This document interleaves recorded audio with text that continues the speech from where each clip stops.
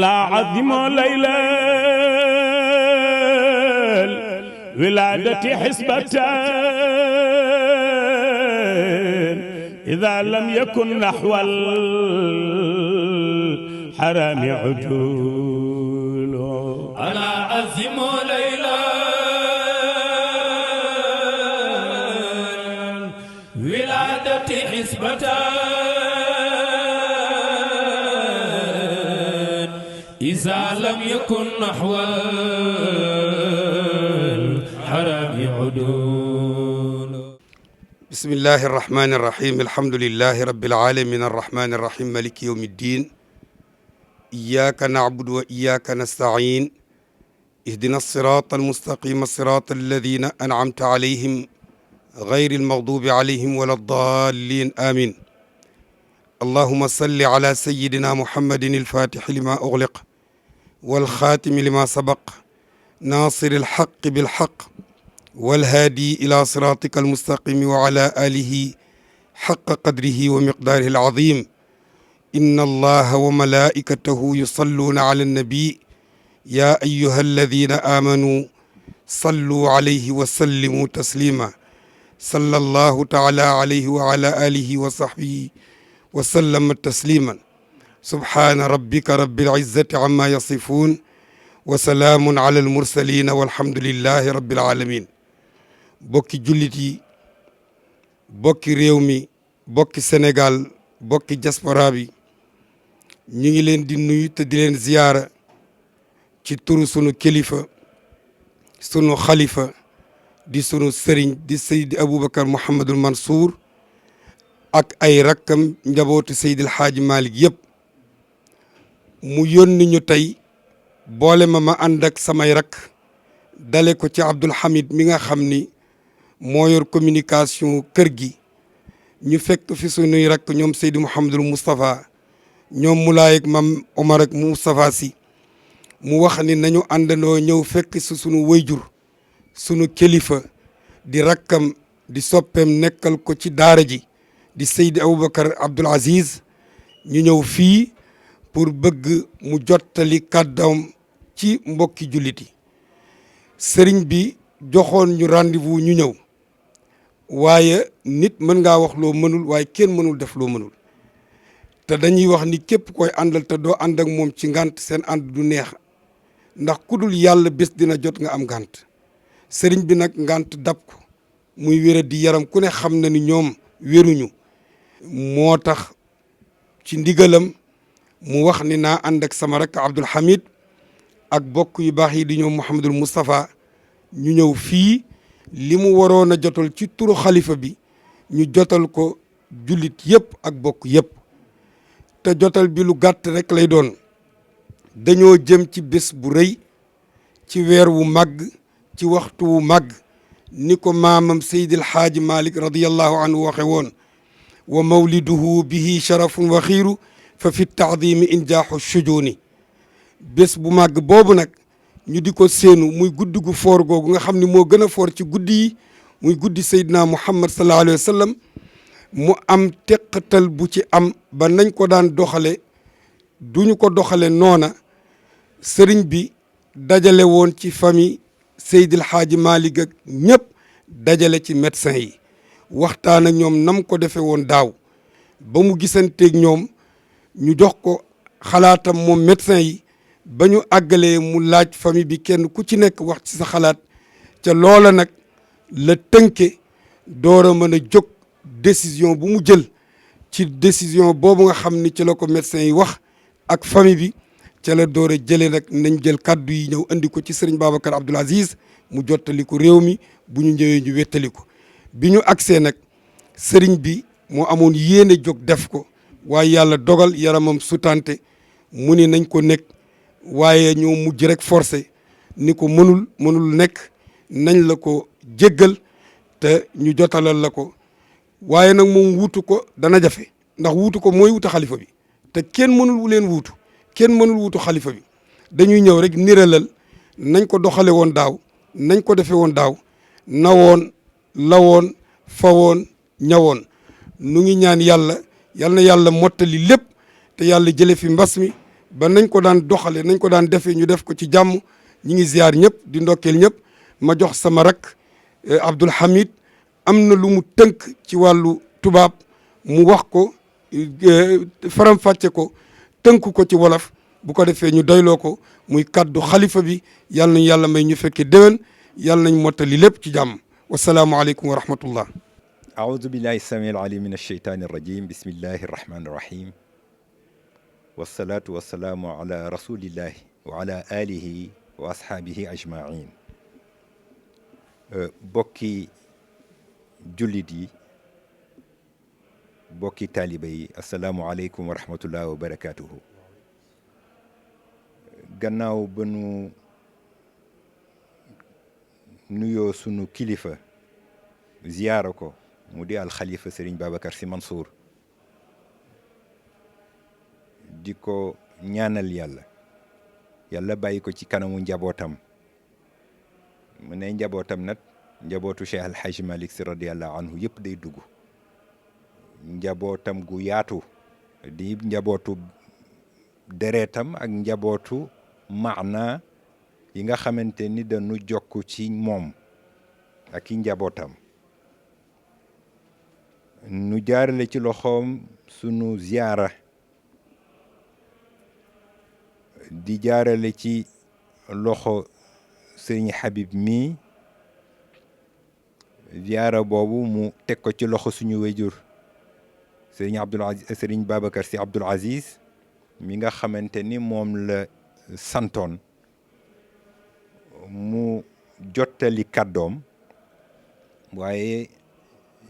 jaam ak bëgg-bëggam yàlla ak dogalam ngantu yaram dab ko mu ñaan Serigne Habib ni ko nanu jottali message bi nga xamante ni moo di message yu waajuram ndax doy na ko ci ngir mu mën ko jàllale ñun ñi nga xamante ni seen instrument rek lañu nu wéyal li nga xamante ni moo di essence su li nga xam ni waxtaane na ko ak njabootu Cheikh Al Hadj Malick ci altine bale nopp ñu génn mu dajale leen woon ci kër suñu wéyjur Serigne Maodo Sy bu suñu maam Abdoul Aziz moom it ñu di ko ñaanal yàlla di ko dolli sago ak kattan yokk gudd fanam may ko mission bi nga xamante ni seq na ko ak magam ju baax ji nu mën ko mottali ca naal ak yéene ba ñu ca am ànd kook njaboot gi yëpp ba mu leen dajale it na ñi nga xamante ni ñoo koy conseiller ci wàllu santé laaj leen fu réew mi toll nu wax ko fi réew mi toll ci feebar bi nga xamante ni nu nga ko xamee ci turu Covid-19 nu wax ko ni situation bi tolli ci réew mi ñeewantam ci njaboot may ko mu xam ni woote bi nga xamante ni maamam Cheikh Al Hadj Malick Sy moom la daan woote fii ci Tivaouane ñëpp daw fekk si ko fi dana doon woote boo xamante ni buñ ko wootee loraange dal fi kenn rek responsabilité la boo xamante ni moom mënu ko gàddu kon nag gannaaw ba mu waxtaan ak docteur yi waxtaan ak njaboot gi mu wéyal ni ren gàmmu ci anam ba ñu ko daan amee incha allah du am ndax dajale fi nit lor juddoo fi nekk na loo xamante ni ci responsabilité mënu ko gàddu kon nag mu ñaan nu bàyyi ko rek ba déwén incha allah waaye màggal yonent bi sallallahu alayhi wa sallam dafa nekk loo xamante ni mën nañ ko defee ci anam yu nekk wax dëgg yàlla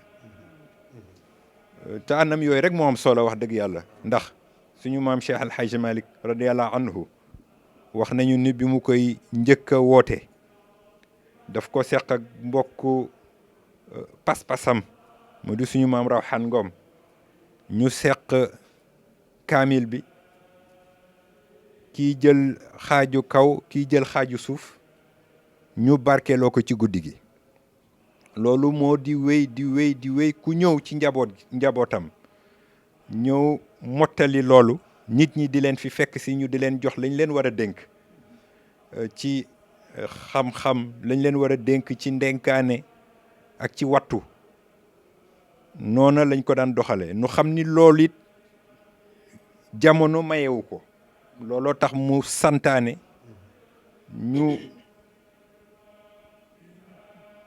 def ko ci anam ba mu gën a woyofe moo di nit ñi dëkke ko ci seeni kër def ko ci anam boo xamante ni dana gën a dëppoo ak li nga xamante ni mooy xaalu màggal yonent bi sallallahu alayhi wa sallam moo di ràngoo jikko yi nga xamante ni moom la ko yàlla tagge woon jikko yooyu nag anam ya ñu ko mën a ràngoo bëri na ci saxal ci suñu làmmiñ ay salawaat yoo xamante ni dana mën a tax yàlla gerstuñu ngir garaat yamu ko takkal nga xam ni dañu faral di wax ci wolof ni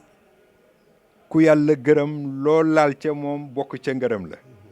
te yonent bi sallallahu alayhi wa sallam yàlla da ko gërëm kon nag lu nit mën a def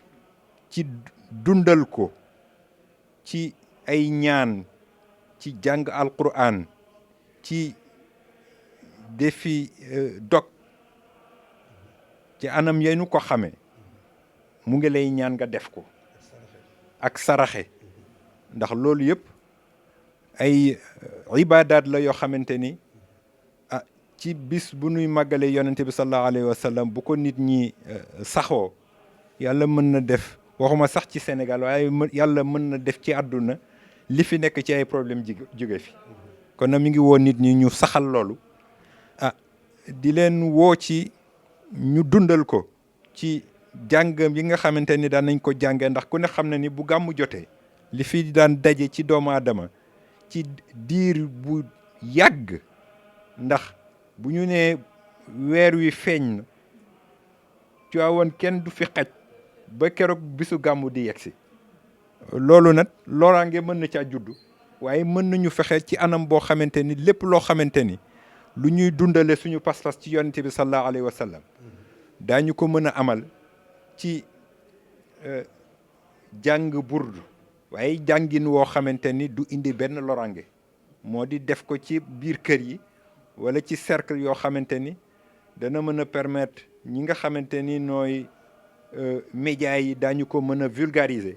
ba ku ci mën a barkeelu ci te incha allah loolu am na lu ñu ci yaakaar ni télévision yi kër gi am mu di Malikia ak Asfiya yi daañu ci am liggéey buñ ci def ànd koog jàngkat yi ba nga xamante ni xëy na nit ñi duñ fi daje waaye ku bëgg a dund burdu di nga ko dund incha allah xalifa bi wax ni it ni lépp lu nga xamante ni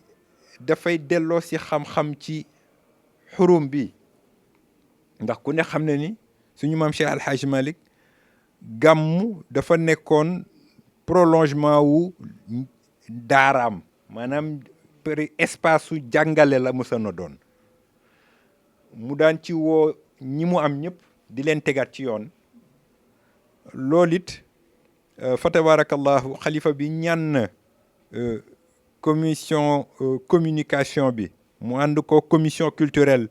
yi saytu wàllu liggéeyu xam-xam fii ci xadara bi nu ànd ko defee ko ci anam boo xamante ni dana dëppoog li jamono maye ndax léegi ku ne xam na ni xarala yi maye na nit ñi di jokkoo di weccoo ci wàllu xalaat ci wàllu xam-xam te xëy na dajaloo ba ñu bañ du ca am loolu yëpp am na xalaat yuñ ci am nga xamante ni dana am ay webinaire yoo xamante ni daañu ko dundal nañu ko dundale woon daaw ànd kook ay boroom xam-xam yoo xamante ni dañu délivrer message bi nga xamante ni mooy jëm message yu xam-xam bi ñu xamee kër Cheikh El Hadj Malick radiyallahu anhu loolu daañu ci ànd liggéey ci li ci des nag moom moo ko moomal boppam moom xalifa bi moo di lu mu war a joxe ci ay message incha allah bu bis ba jotee daana ko dégtal ko jullit yi dégtal ko réew mi dégtal ko njaboot gi nga xamante ni moom la ko yàlla booleel incha allah mu doon message yoo xamante ni daañu ko fexe ba tasaare ko ci anam boo xamante ni dana dëppoog li ñuy xaare kër Cheikh El Hadji Malick ci responsabilité ci fi àdduna toll ci fi réew mi toll ak ci fi diine ji toll incha allah Serigne Habib loolu la sa wéyjur waxoon ni nañu ko joxe mu tënk message bi nga xamante ni moom la santoon suñu wéyjur Serigne Babacar Sy Abdoul Aziz mu joxe ko te ngant dab ko mu sant ñu mat yow ñuy doon seen instrument ñu ñëw jottali ko njaboot yi foofa la ñuy yemale kaddu gi di ziar sunu sëriñ bi di ndijaay ci nun mu di sëriñ Moustapha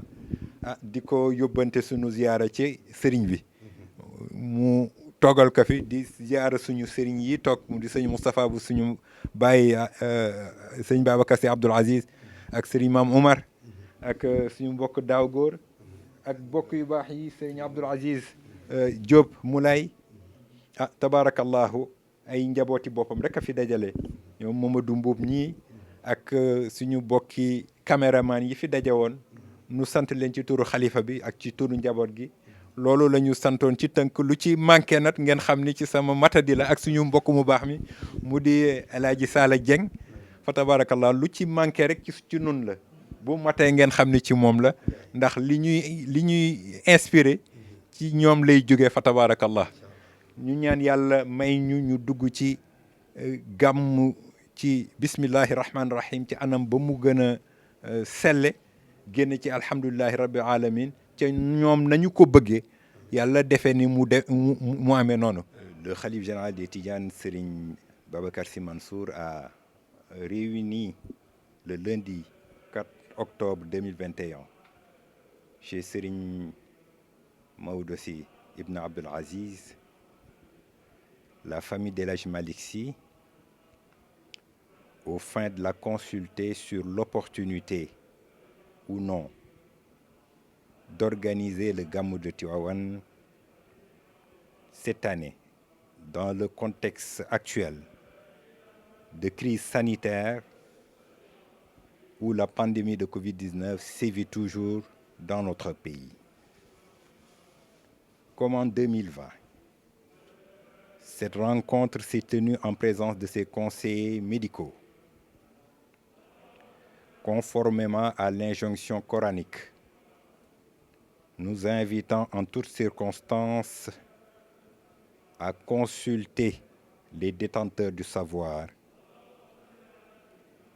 comme le Coran nous y invite, fas'alou ahla dhikri in kuntum la ta'lamoun. Après les avoir écoutés sur l'évolution de la pandémie et pris en compte leurs recommandations, s'en est suivi une concertation avec la famille du Saint-Homme, conformément à la bonne pratique de la consultation dans les affaires publiques édictée par le Coran, wa shawirhum fil amri, ou ailleurs, wa amruhum shura baynahum. De cette concertation est née la décision cette année de célébrer autrement le Mawlidun Nabi sallallahu alayhi wa sallam, commémorant la naissance du meilleur des hommes, le prophète Mohammed. Cette décision est dictée par la cohérence, mais également par le pragmatisme. Cohérence née d'une position de principe dictée par la charia, la sunna prophétique et la pratique de nos pieux devanciers. Je veux nommer Maulana Cheikh El Hadji Malick Sy radiyallahu anhu en période d'épidémie.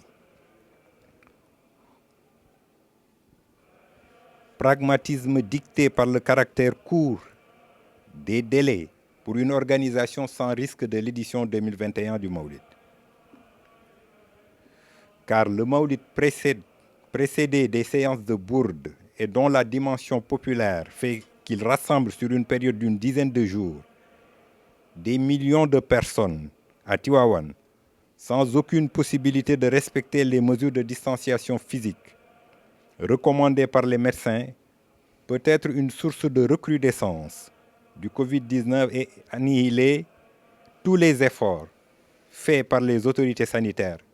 pour venir à bout de cette pandémie à 1000 facettes. Devant une telle situation et devant l'impossibilité matérielle de mettre en œuvre tout le dispositif organisationnel et sanitaire adéquat dans un laps de temps aussi court pour garantir à chaque fidèle la sécurité de sa personne et de ses proches, le khalife général des Tijanes a pris la responsabilité de ne pas célébrer le Gamou dans sa forme habituelle. Il n'interdit à personne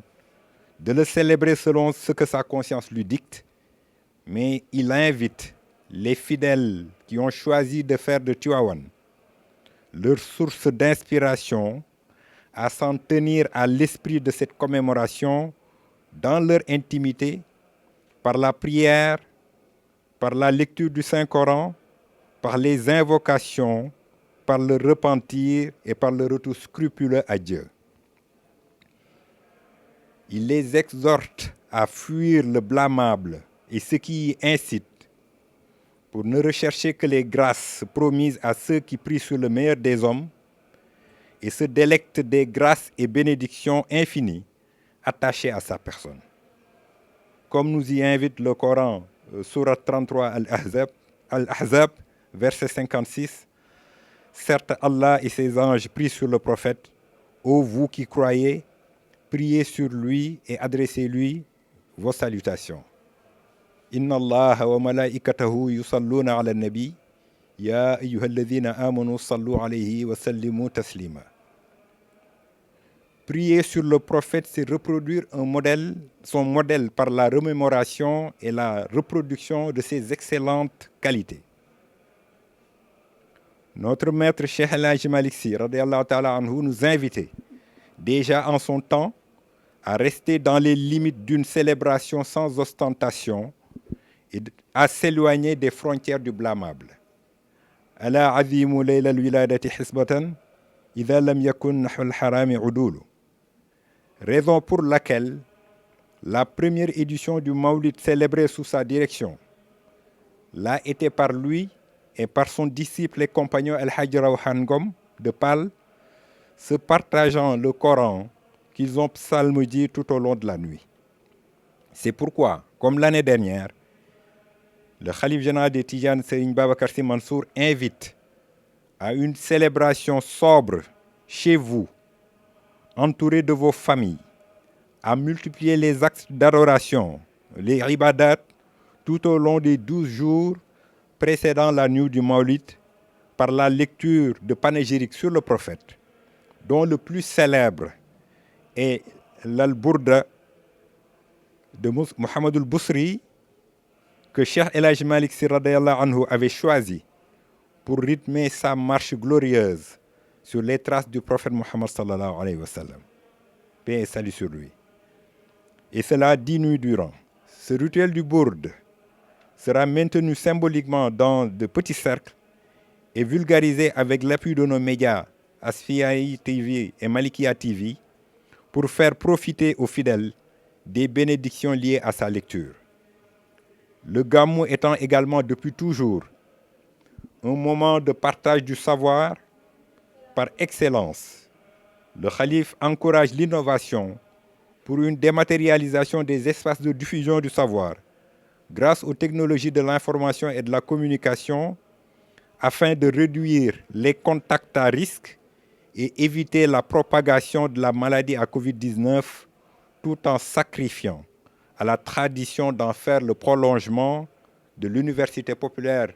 de Maulana Cheikh El Hadji Malick Sy. C'est pourquoi une série de webinaires et de panels virtuels seront proposés par le comité scientifique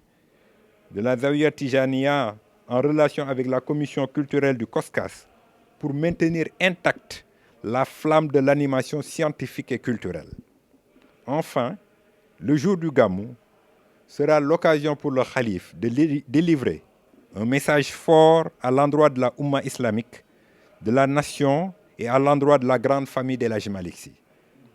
Il nous exhorte surtout à rester dans le respect strict des mesures édictées par les autorités sanitaires.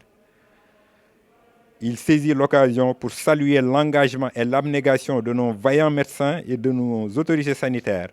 qui luttent âprement pour préserver nos vies. Qu'ils en soient vivement remerciés, qu'Allah subhanahu wa ta'ala rétribue leur abnégation et leur sacrifice. Il prie Dieu subhanahu wa ta'ala de nous préserver tous pour pouvoir célébrer comme il se doit le Gamou l'année prochaine, Inch'Allah, coïncidant avec les 100 ans de la disparition de notre vénéré guide Cheikh El Hadji Malick Sy radiyallahu ta'ala anhu. D'ici là, il prie le Seigneur pour qu'il préserve l'humanité de cette malédiction et qu'il sauve notre cher Sénégal. Paix et bénédiction sur tous. Wassalamu alaikum wa rahmatullahi wa barakatuh. Serigne Habib jërëjëf ni ko xalifa bi bëgge woon sa baay bi ci biir Serigne Babacar Abdoul Aziz bëgge ko jotale nga ko noonu matale na yal na yàlla matal sa lépp bokk yi message baa ngoog bii message la xalifa bi waxoon ni nañ ko indil Serigne Babacar Abdoul Aziz yàlla dogal tabaarakallahu yaramam sutante mu santaan ñu ko donte le mënuñu leen wuutu ñu ñëw toog di nab nabi di leen ko defal waaye si Malick dara manqué wu ci li mu ci yaakaaroon ba teg ko ci sa loxo lépp rafet na lépp mat na yàlla mottali li ci des rek mooy ñaan yàlla bés bi yàlla indi ko ci jàmm te ñu bàyyi ko xel te xam li mu wax ci biir waxam ni ala azimu layla al wiladati xisbatan ida lam yakun naxwa al xaraami udulu kon bokk yi ñi ngi ñaan yàlla bés bi na ko maam bëgge woon ñu defe ko noonu màggal yonent bi sallallahu alayhi wa sallam fu nit nekk mën na ko màggal waaye ci anam yoo xam ni anam yu jaar yoon la mu bañ a folklore mu bañ a adduna na yàlla alquran jàngoog naafila yaa ngoog joxe lekka ngoog bëggante gis nga yàlla fu nit nekk mën na ko fa wéetal fu nit nekk mën na fa màggal yonent bi kon nag kenn ku ci nekk na ko defe rek noo xam ni dana yëg ci yaramam ni am na ci lu mu dencal yonent bi sallallahu alayhi wasallam ndax kat koo xam ni soo ko màggalee yàlla màggal na ko soo ko màggalul yàlla màggal na ko waaye màggal ko wàññiwul dara wa rafa'naa laka dhikrak lu ko gën a for yàllaa ko wax wa rafa'naa laka dhikraka yàlla nee na dooni mukk laa ilaha illa allah te tegoo ci muhammadu rasulullah màggal mën na koo passé waaw inna allaha wa malaikatahu yusalluna ala nabi màggal mën na koo passé inna allaha wa malaikatahu ñoom ñëpp yusalluna ala nabi màggal mën na ko passé bu yàlla julli ci yonent bi ni daal di digale ni malaayika yi ak nit ñeeg jinne yëpp nañ julli ci yonent bi ndax màggal mën na ko passé kon nag jusiitum wa kufiitum wa yu'tikum wa yansurukum di ñaan sunu wayjur wi ci biir ak sunu xalifa bi ak ay rakkam ak réew mi njabootu lislaam yi fi nekk yal na yàlla bàyyi leen fi yal na yàlla guddal seen fan yal na yàlla taxaw diina ji yal na yàlla taxaw tariqa bi yal na yàlla taxaw njaboot Seydi Hadj Malick yal na yàlla taxaw réew mi